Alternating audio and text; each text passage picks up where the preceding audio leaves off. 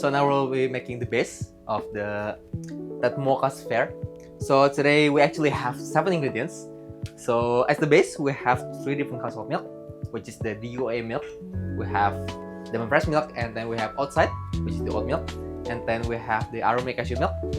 And then the other ingredients we have is chocolate sauce from Da Vinci, chocolate powder from Da Vinci, and we also have some espresso from Pandan Cuaca in Aceh.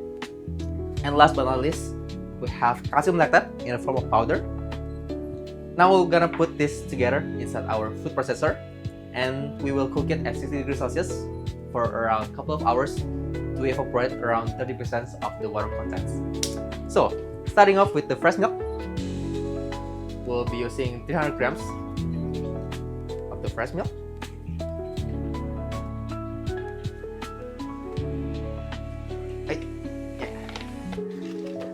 Next, we have our oat milk, and we're going to use 100 grams.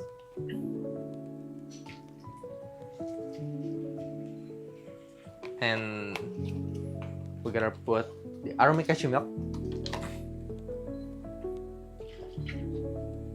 also 100 grams.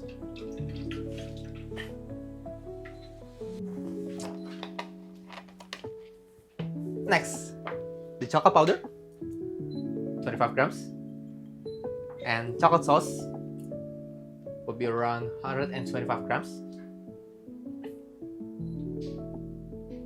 and espresso we'll be using 60 grams,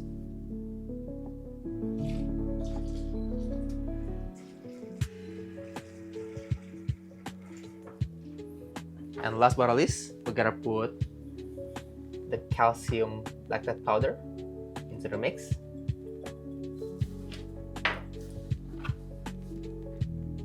Now we'll close the lid,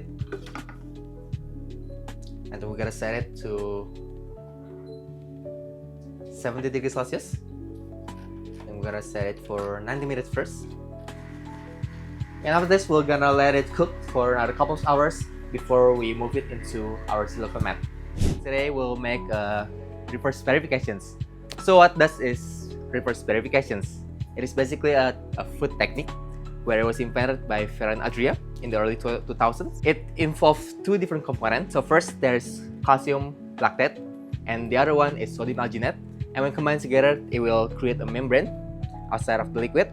So when you drink or eat the boba, it will burst into your mouth. I have prepared the liquid that has been frozen. So this liquid contains 5 ingredients. So first is fresh milk, aromatic cashew milk, and the third one is actually an oat milk. And then we put some chocolate sauce from Da Vinci, and also chocolate powder, also from Da Vinci.